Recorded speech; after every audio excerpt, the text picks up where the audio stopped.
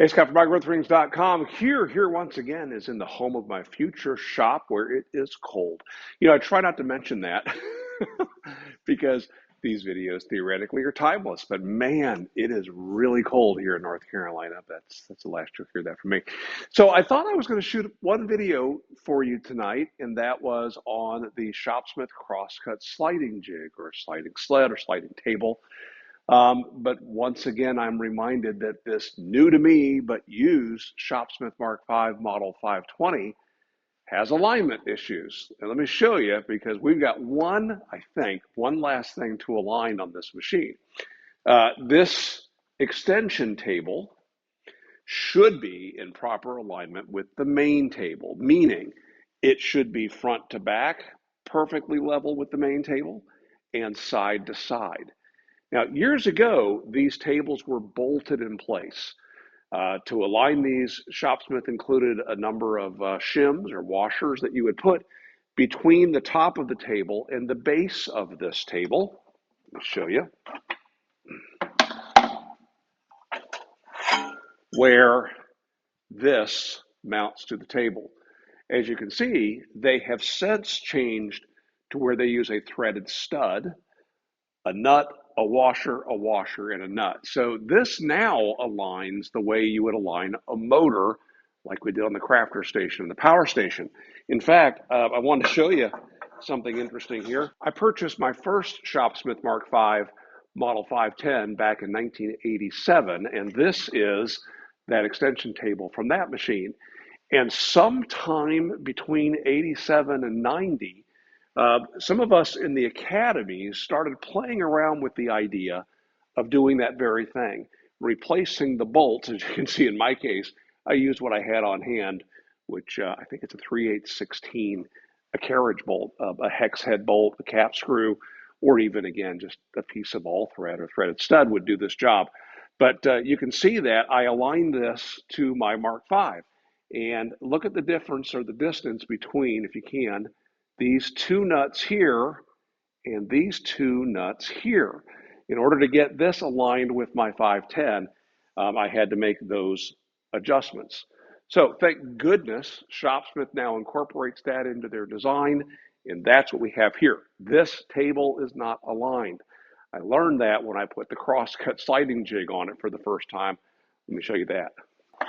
Now with my table saw set up, and I don't have yet my blade and my lower saw guard and so on installed, I just set my table up here onto the main table and adjust the height of this so that it drops down perfectly level and flush with this table. And then everything should slide smoothly. What I notice is way over here, it's sliding just beautifully, but it's binding as I bring it back towards me. So all it takes is a look at this. Oh, and I can tell that this table is leaning inward. So let's shine a light underneath. Should be able to see the light passing through the miter slots. As we come over here to the extension table, tons of light pouring down there. In fact, are we touching at this point? Nope, not even touching. Bring it up at that. To touch. Here we go. And you can see our gap. So here's what I typically do. I'm going to use the nuts that are on top to level this table. Once that's level, I will then bring the lower nuts, which are then currently would be hanging just down on the threads. I'll bring them up to clamp everything in place. So again, the top nuts are going to align it. The bottom nuts will lock it in place. At this point, I'm going to come to the center of the table here, which is the center of these two tubes. And I'm going to get the table first level left and right. Again, I've got those lower nuts backed off a ways. I'm taking this whole thing apart. Again, this isn't what I had planned, but this is not assembled the way I like to assemble nuts and washers. I've explained this so many times. Let me explain again. unless you're working with high quality grade 8 washers, you'll notice that your washers are stamped, and one side has rounded edges on it, and the other side typically has some burrs. Where this was stamped through, there's a slight burr on the back side. I don't want the burrs facing the support tubes. So that means the burr on the bottom side, where the nut is going to be pushing it tight to the bottom of the support, the burrs are going to be facing down, facing the nut. On the top, the burrs will be facing up, facing the top nut, like this. So those burrs aren't cutting in. I'm not fighting them as I'm trying to rotate the table and get everything aligned. It'd be nice to have some grade 8 washers, is what would really be nice. So I'm going ahead and I'm taking this all apart. I wasn't planning on that, but we'll get this to the way I like it. So here's the 4 washers that we're holding it on. Here you can see those studs with the nuts in place. So let's assemble this again. So I want the smooth side facing down, the burr, if there is one in this case, facing up. All right, and now we'll put these with the smooth side up, burr side down. Now, if your table's already assembled, if your table's already aligned, I am not suggesting that you do any of this. But if you're just assembling your Mark V, or like in my case, it's perhaps a little bit of a mess, doesn't hurt to do this. So the bottom nuts are now loose, and we'll get this thing level adjusting the top nuts. Again, I like to work from the center, and right now my left side, my left, your right, is sitting low. So I'm going to, because I have the room for it here, I'm going to raise the nuts on this side. That should allow that table to, oh, look at that. Now the table is now relaxed, and now it's leaning this direction. So now I need to bring those nuts back down. I'm just adjusting the top nuts here, okay. So here at the center of the table, we are level. Now let's look at it from this end, and at that end, sitting a little low. So these two, both of the nuts that are closest to you, need to be rotated down to raise the table up. We're going to rotate them an equal amount.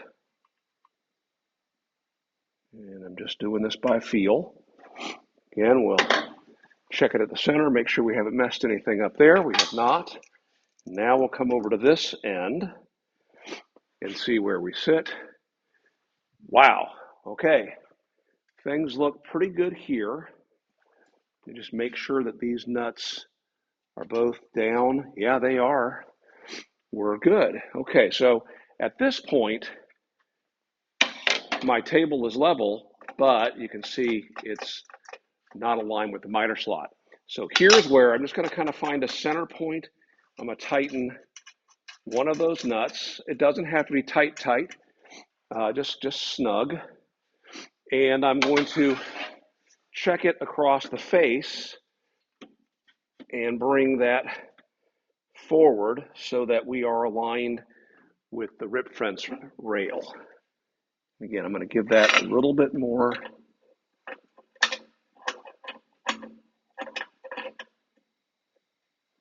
tightening.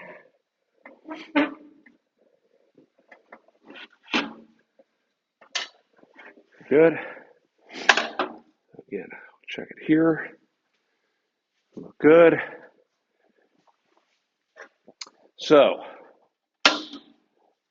are we level here? Yes. Are we level here? Again, all this is assuming that our main table is also locked in at 0. So the main table shouldn't be tilted. It should be at 0. It should be level.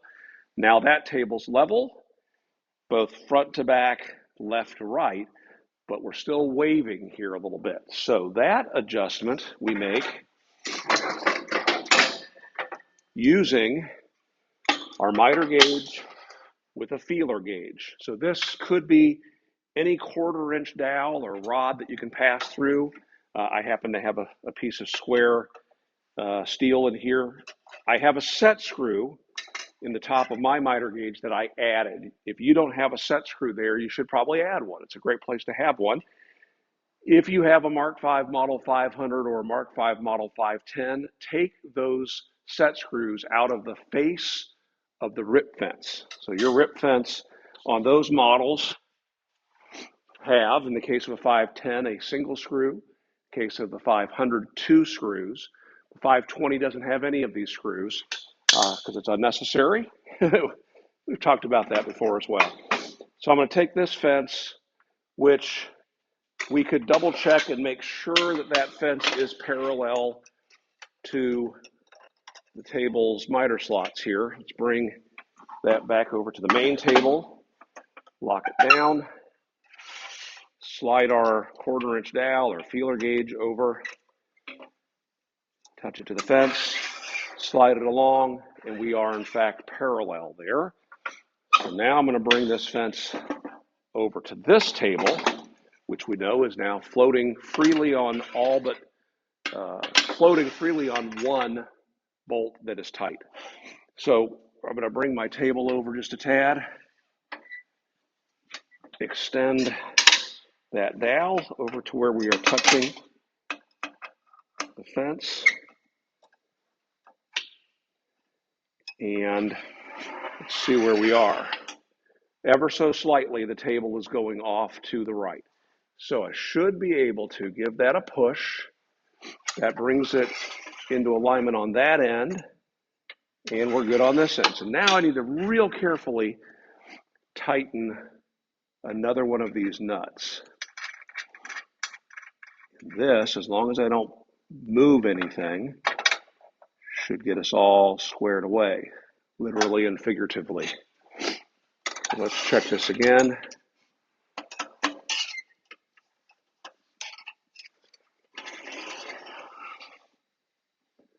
Oh, we're just a little bit out on this end, just a little bit. I think the lighting was off here and I didn't quite catch that. So let me loosen this nut, push it in slightly. Here's the thing, because we're pivoting on a single point here, if I push it in on the backside, it pulls it away ever so slightly here because we're pivoting on a single point. But no, we are good. We are good. So 2 of these are tight. You can move this table away, tighten those other 2, and we should be good to go. This is, again, something you do one time in the life of this tool. Just was never done.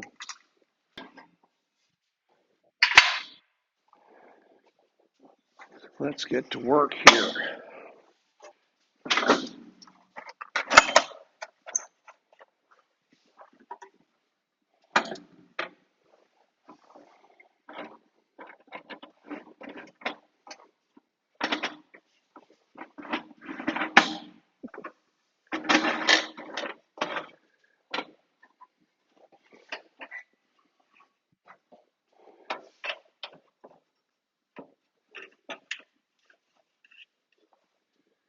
Do our 5-point safety check. I did a video on that, by the way, and we add our bonus 6-point, which is the upper saw guard and riving knife.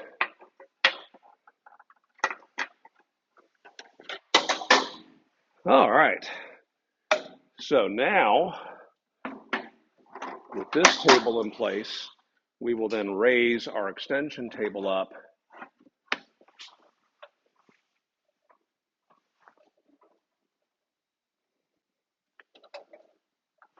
to where it is at the same height as the main table, and everything should slide smoothly.